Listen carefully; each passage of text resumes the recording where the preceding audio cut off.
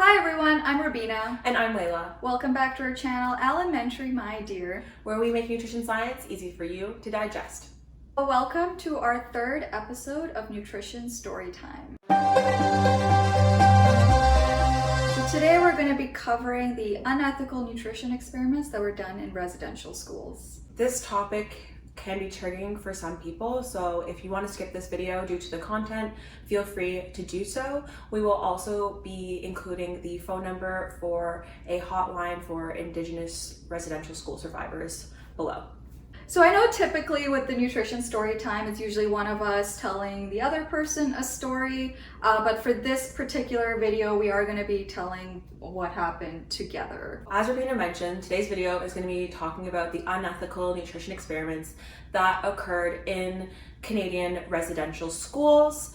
To start off, we're going to cover what residential schools are. I know, in our Canadian elementary school system, we do cover residential schools, but I'm not sure how in depth everyone's knowledge of them are, especially if we have international viewers as well. I mean, I grew up in Alberta, and I don't think it was accurately represented what the schools were and what the intention behind the schools were. I definitely agree with that from my education in Ontario, and I actually had a school teacher give us excerpts from textbooks from the 70s with explanations of the schools, but without giving us the context of these are historical things that we had written that were wrong. And I know also a lot of older Canadians, when they were going to school, residential schools, and when I say older Canadians, I mean older Canadians, people who were 30 and 40s, in their 30s and 40s, these schools were still open. So as part of the curriculum, they couldn't say these were a horrible thing that resulted in the trauma of thousands and thousands and thousands of Indigenous people.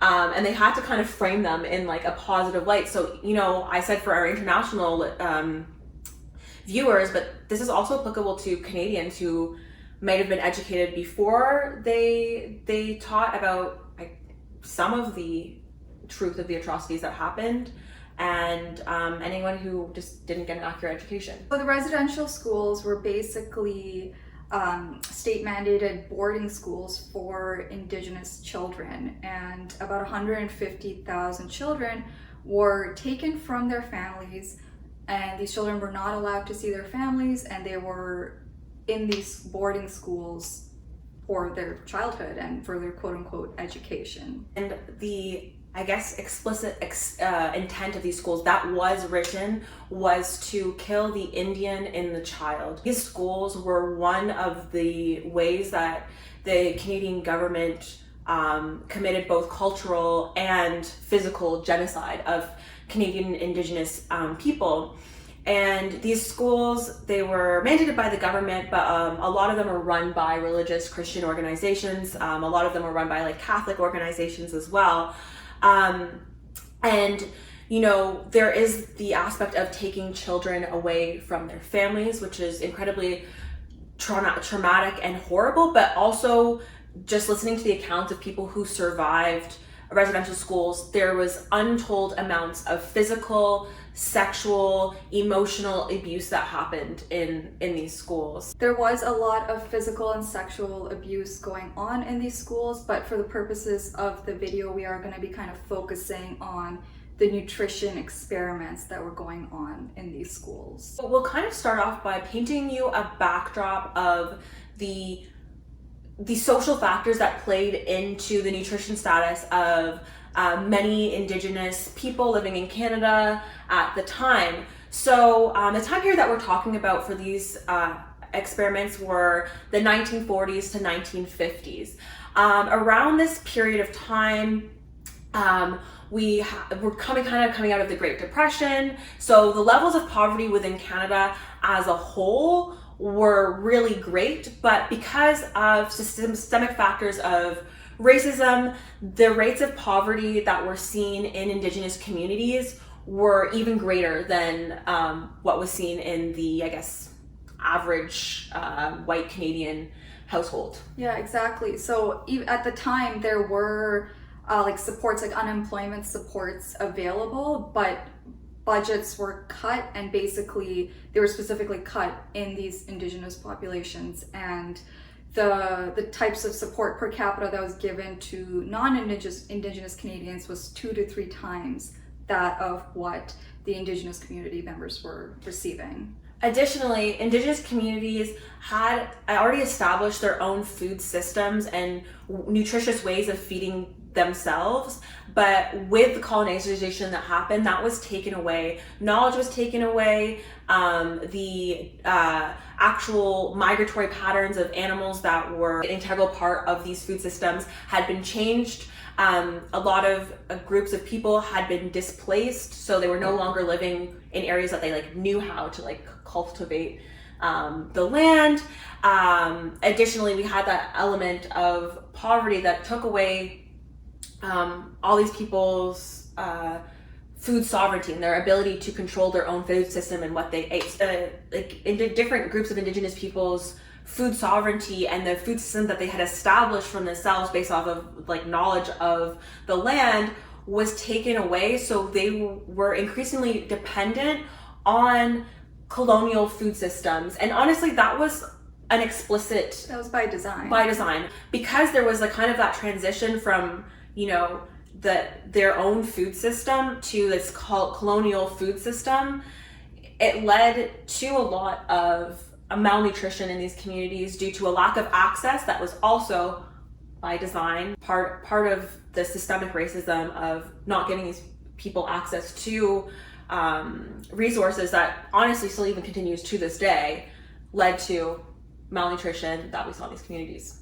In this time period, the residential schools, they were kind of receiving the same fate as well. They were also extremely underfunded, and the schools were not given, the children were not given adequate resources to survive, basically. It's important to ask, obviously we were coming out of the Great Depression, there was poverty all around, but would these schools have been more funded if these were white children? And I think we know, at least, I think we know the answer to that. It's because of white supremacy, these children were not seen as, I guess, valuable or as worthy of getting enough to eat. I think that's the running theme of all of the atrocities in this, and when it comes to this, it's just complete dehumanization of an entire group of people. That was basically the driving force behind everything that happened. These schools were underfunded, the kids weren't getting enough to eat, and so there were nutrition experts, researchers, physician researchers that went into these schools and documented the amounts of malnutrition that they were seeing in these schools, which it was an incredible amount of malnutrition. So when you listen to the accounts of survivors, a very common memory, a memory that sticks with survivors always is the fact that hunger was always present. It was just a constant reality in their lives. For example, survivors would indicate that basically the only food that they were given were things like broth, bread, lard, and tea, and basically just enough to blunt their hunger for a few hours. It's interesting because at the time there were even inspections being done at the schools, but the schools were kind of given advance notice that the inspectors were coming, and specifically on those days they would kind of amp up the food a little bit, maybe instead of just broth, they would be a thicker stew with actual substance in it. And even though the children would kind of try to communicate with the inspectors, hey, this is not normal, this is not what we're usually given, that these weren't officially recorded in their reports. But what's even sadder is that even though these schools were given a heads up and they were kind of trying to cheat the system by changing the food a little bit, the inspections were still didn't meet government standards. Even though they were trying to up their game from what they usually do, it was still nowhere close to what it was supposed to be. Unfortunately, though, their response to that, or their takeaway was not, oh, we need to help these children. The takeaway was, wow, we have a laboratory of lab rats that we could test our nutrition theories on. Up until this point, most of the information we had about nutritional deficiencies and had been done in animals.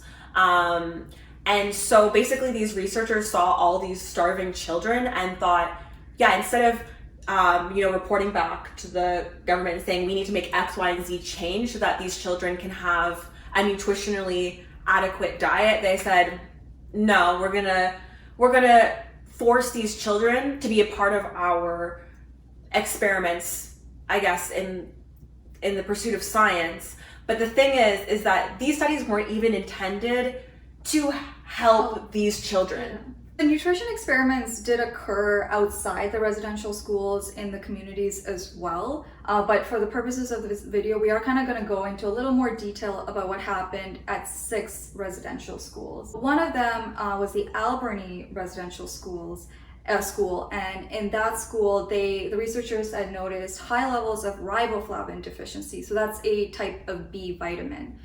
And it's important to point out that vitamin deficiencies aside, there was just vast malnutrition. So these kids were, just purely from a calorie perspective, were not getting adequate food. But that was not really a focus of these researchers at all. They just wanted to test out their specific vitamin theories that they had previously only been able to test in animals. So in the case of this school, even with identifying the specific nutrient deficiency, they didn't start that experimental process right away. They first waited for 2 years so that they could establish a baseline, being well aware that during those 2 years, it's 2 extra years where these kids are not getting adequate nourishment. And then after that 2 years, half or so of the kids were given some extra milk, while the other kids, to serve as controls, were not given that added nourishment. And we need to keep in mind that deliberately withholding food from kids that are clearly in a very vulnerable position and not getting adequate food is completely unethical, especially when knowing that the outcome of that is impaired growth, being extra vulnerable to disease, and quite possibly death, very premature, early, undeserved death. Another experiment occurred at a school called Shubenacadie Residential School. In this study, they basically had 2 groups of students, and half of the students were given vitamin C supplements, and they knew that these students had a vitamin C deficiency. And I want to point out that we've known about vitamin C deficiency for a very long time, even at this point.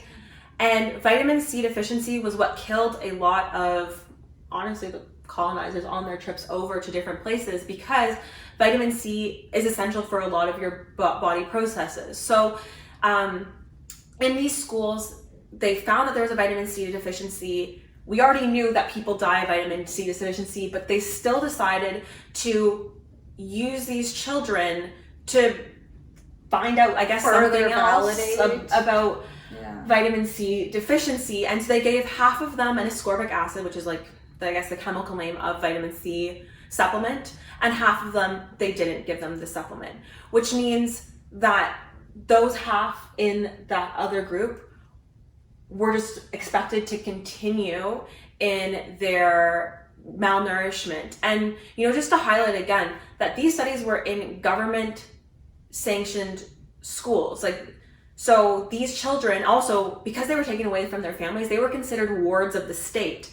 And so really, they were the responsibility of the Canadian government, and the Canadian government failed these children and then allowed them to be exploited even further by undergoing these experiments that we're talking about today, and also just being malnourished in general. It's important to note too, a really important principle of ethical research in humans is informed consent. So basically, anyone that's going to participate in a research study needs to be told exactly what the purposes of the study is, how it's going to go, what's expected of them, and they are supposed to be able to make the decision for themselves whether they want to participate or not, and be able to withdraw at any point if they want to do so.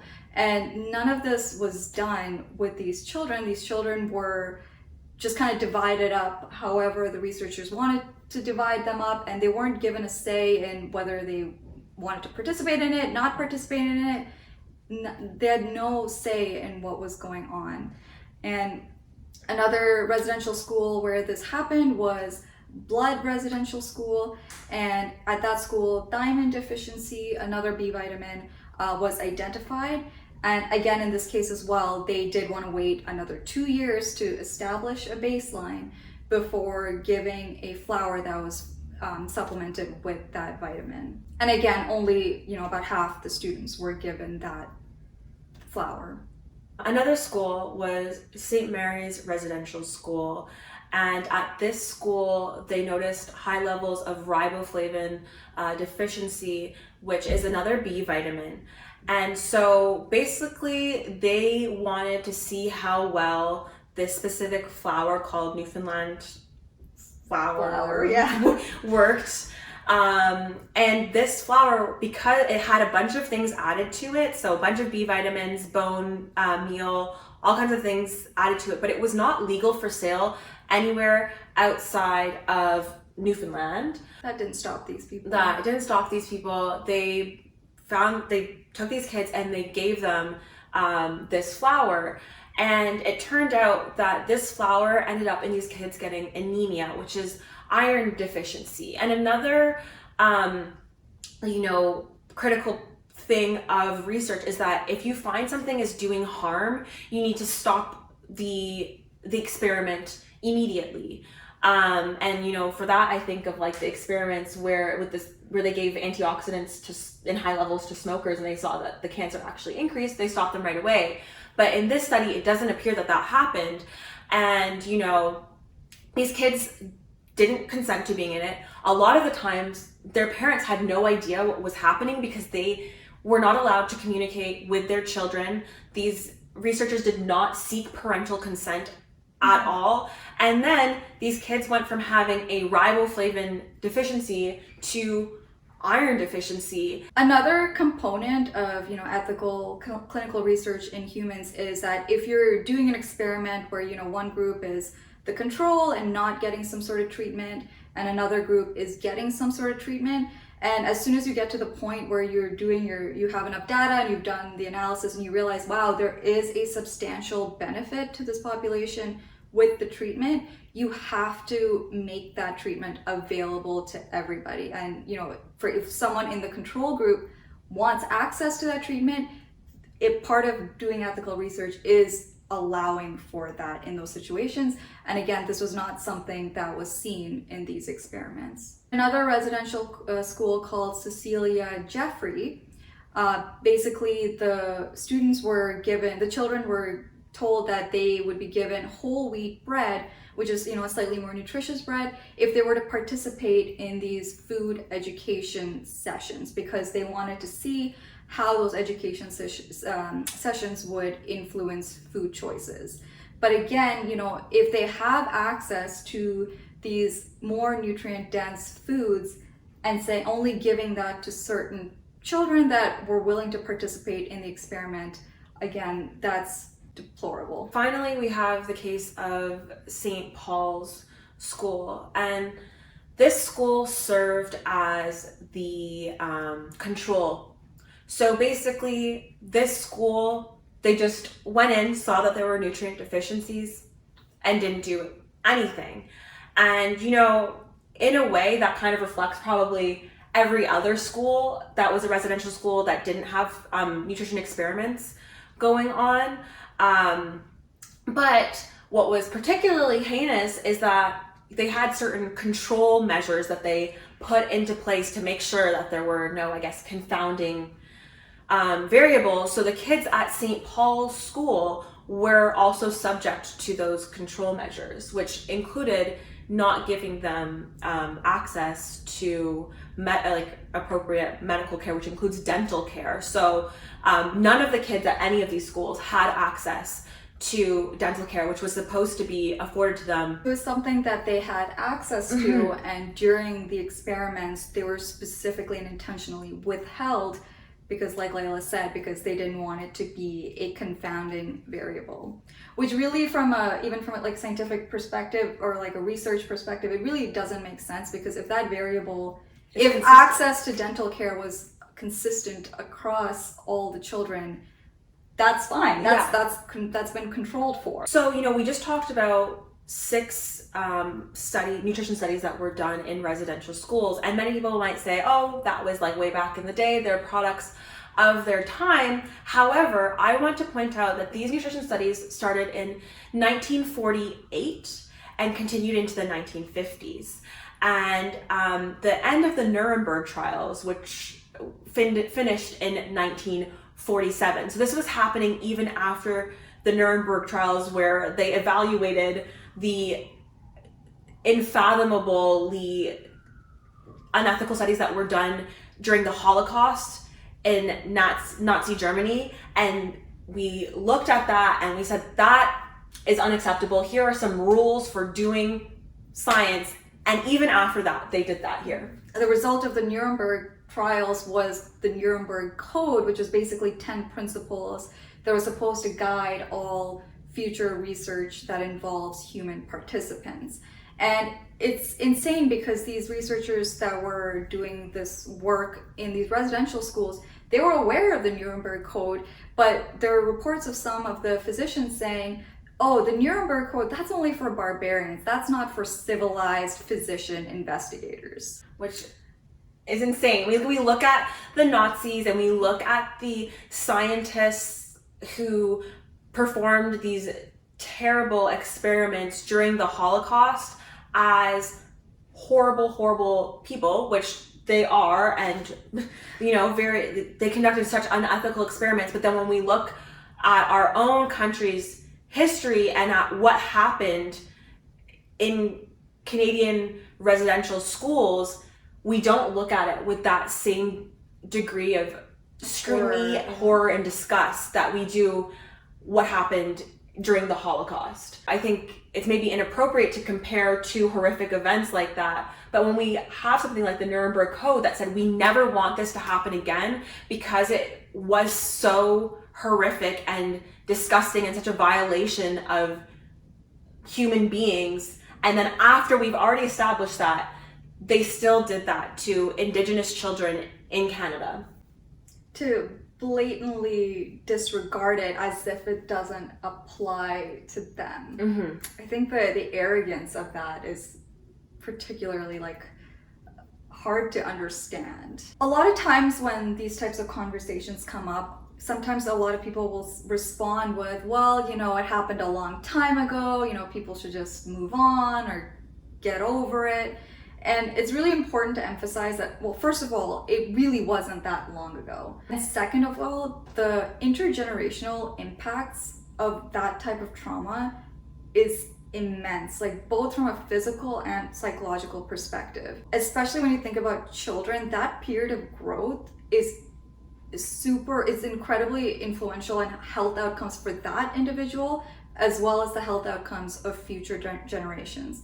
So in childhood, if you don't get adequate nutrition, basically, your body obviously is going through a stress response and releases cortisol.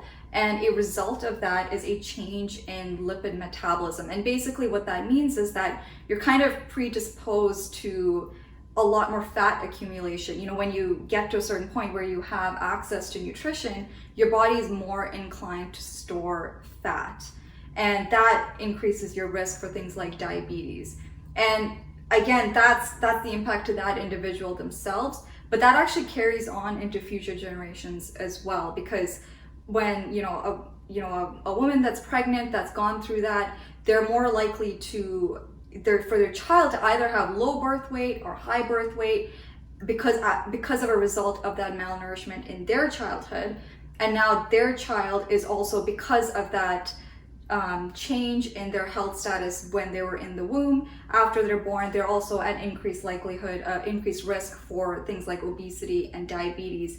And we now know that impact carries into the next generation as well. Those are some of the continued physical effects. And when we hear about residential schools, we often hear about the physical abuse and the sexual abuse, which obviously have immense psychological impacts on people, but also just the fact of starvation and food insecurity, we know has a psychological impact on people. And that trauma from, we have physical abuse, sexual abuse, being taken away from your family, seeing your peers be also physically abused, all those things have a mental, psychological effect, but also the starvation aspect plays a piece.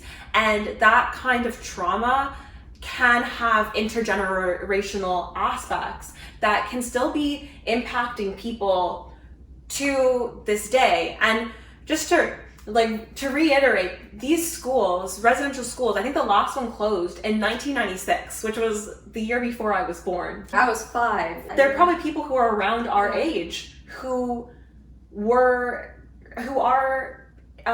residential school survivors. Since then, there have been regulations that have been implemented to, to kind of guide how research is done in Indigenous populations. Unfortunately, the way the research community has kind of behaved with these populations, unfortunately, we still see the racism continue. We still see the perpetuating of very harmful stereotypes. For example, there was a review that looked at a bunch of studies on neurological conditions in Indigenous communities.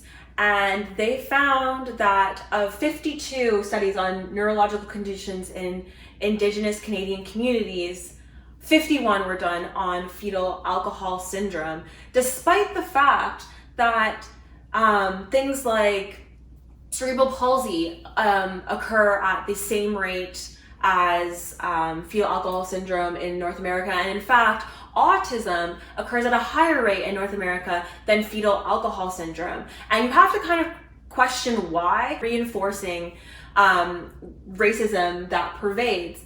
And, a lot of Indigenous communities have been taking their own power back and setting their own standards for what researchers can do in their communities. But again, a lot of times those rules that are being put into place aren't being followed, and we can see the negative impacts of that could be continued harm in the form of perpetuated biases and stereotypes of Indigenous communities. So as great as it is to kind of learn about these things that have happened in our country, and I think it's great that more and more people are talking about it, and we're all, I think, collectively becoming a lot more informed and aware of what's going on, but that's just the first step. And I think we also need to go on to the next step, which is actually taking action.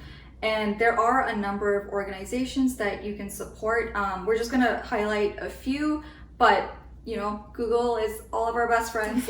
Feel free to look up other organizations as well and find one that maybe speaks to you.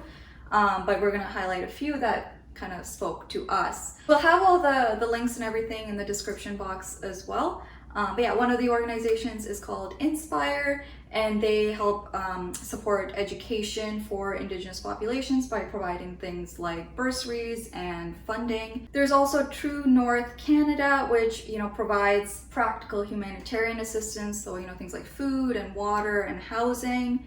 There's Reconciliation Canada, that's been doing a lot of work on kind of just supporting the conversation between Indigenous and non-Indigenous people to kind of help us, as Canadians, become more aware of what's going on. There's also the Indian Residential School Survivor Society, which kind of helps provide, counseling supports and to really help the community with their healing process. We also want to recognize the fact that we are two people who have and continue to benefit from the colonization and the genocide of Indigenous peoples of Canada. We also are people who are involved in the nutrition science space, but we want to make sure that the people that we're listening to are people who've had these experiences and can tell tell us what it was actually like and the actual impacts and listening to Indigenous people. So I just wanted to highlight a few creators that I really like that have shared their experiences on surviving residential schools. The first creator, she's on TikTok. Her is @AOPAK, and that will be up on the screen there. And her mother provides her firsthand accounts of surviving residential schools and her experiences at residential schools. A second resource I wanted to provide was this documentary called We Were Children, and it was produced by Indigenous people, and it highlights the experiences of two Indigenous residential school survivors. Also, one thing I have really loved about like the internet and specifically TikTok is I've gotten to see so much more Native Canadian culture, and so there's a few creators I want to highlight here as well, @Notorious Cree and @Shira Nova, who both really highlight the beauty of a lot of Indigenous culture, and I feel like that in and of itself is kind of like an act of defiance against the colonial forces and like white supremacy, because like the intention of residential schools and a lot of governmental policies was to get rid of those aspects of culture. So being able to see people celebrate their own culture and reconnect with that culture and talk to like their family members about their culture, I think is really beautiful, and I've learned quite a lot from that. So as I kind of said before, it's really important for all of us to continue learning and of course kind of supporting these organizations as well as learning from Indigenous creators themselves. But that's still not the last step. We also need to demand more from our governments. These charities, they are a band-aid to the failures of our government to ensure that Indigenous people have safety and health in, I guess, what is now Canada. If you really want to support Indigenous people in this country, it really also does come down to politics at the end of the day. You need to make sure that you're supporting politicians and making sure that politicians know that you want them to advocate for, let's say, clean water for all Indigenous communities, to advocate for justice for the missing and murdered Indigenous women, girls, and Two-Spirit people, to stop the forces of systemic racism against